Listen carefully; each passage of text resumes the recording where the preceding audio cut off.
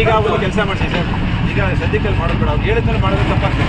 ಯಾರು ಇವರು PWD ಇಲಾಖೆಯವರು ಹೇಳಿದ್ಮೇಲೆ ಮಾಡೋದು ಸರಿಯಲ್ಲ, ತಪ್ಪಾಗ್ತದೆ. ಕ್ಲಾರಿಫೈ ಮಾಡ್ಬೇಕಲ್ವಾ? ಯಾರು ಕ್ಲಾರಿಫೈ ಮಾಡ್ಬೇಕ್ರಿ?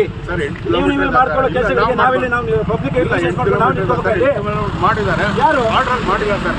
ಯಾರು ಕೊಡ್ಬೇಕಲ್ಲ ಅವ್ರಿಗೆ? ಯಾರು ಜವಾಬ್ದಾರಿ?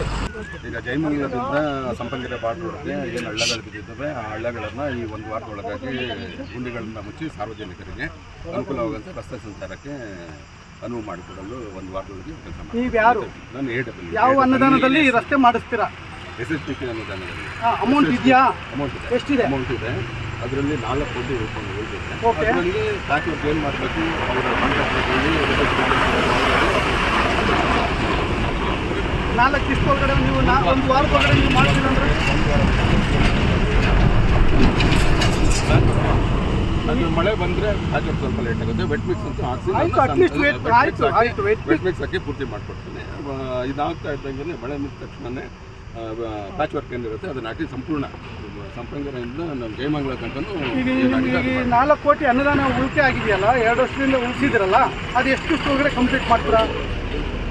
ಅದು ಮುಗಿದೋಗುತ್ತೆ. ಈಗ ಅದರಲ್ಲಿ ಏನಾಗಿರುತ್ತೆ, ಈಗ ಪ್ಯಾಚ್ ವರ್ಕ್ ಏನಿರುತ್ತೆ ಅದನ್ನು ಮುಗಿಸ್ತಿರುತ್ತೆ. ಈಗ ಕಾಂಟ್ರಾಕ್ಟ್ರು ಅವನು ಮಾಡಲಿಲ್ಲ ಅಂತಂದರೆ ಅವನಿಗೆ ಏನು ಮಾಡಬೇಕು?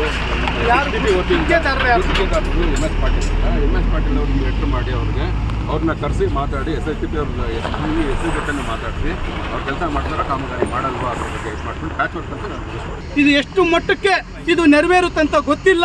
ಆದರೆ ಇವತ್ತು ಪೊಲೀಸ್ ಅವರು, ಈ ಆಫೀಸರ್ಸು ಎಲ್ಲರೂ ಕೂಡ ಇವತ್ತು ಮನವಿ ಮಾಡ್ತಾ ಇರೋದ್ರಿಂದ ನಾವು ಇಲ್ಲಿಗೆ ನಾವು ಇವಾಗ 2 ಕಿಲೋಮೀಟರ್ ನಾವು ರಸ್ತೆನ ಒಂದು 25 ಲೋಡಷ್ಟು ನಾವು ಹಳ್ಳಗಳನ್ನು ಮುಚ್ಚುವಂಥ ಕೆಲಸ ಮಾಡಿದ್ವಿ. ಇನ್ನು ಮುಂದೆ ಒಂದು ವಾರದೊಳಗಡೆ ಇವರೇನಾದರೂ ಈ ಕೆಲಸ ಮಾಡಿಲ್ಲ ಅಂದರೆ ಜನರು ಕೂಡ ಇದಕ್ಕೆ ನಮಗೆ ತಕ್ಕ ಉತ್ತರ ಕೊಡೋಂಥದ್ದು ಕೆಲಸ ಆಗುತ್ತೆ.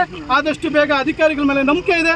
ದಯವಿಟ್ಟು ಇದನ್ನು ಜನಕ್ಕೆ ಉಪಯೋಗ ಆಗೋ ರೀತಿಯಲ್ಲಿ ಮಾಡಿಕೊಡ್ಬೇಕಂತ ನಾನು ಈ ಮುಖಾಂತರ ಹೇಳಕ್ಕೆ ಬಯಸ್ತೀನಿ. ಗ್ರಾಮಸ್ಥರ ಪರವಾಗಿ ಧನ್ಯವಾದಗಳು.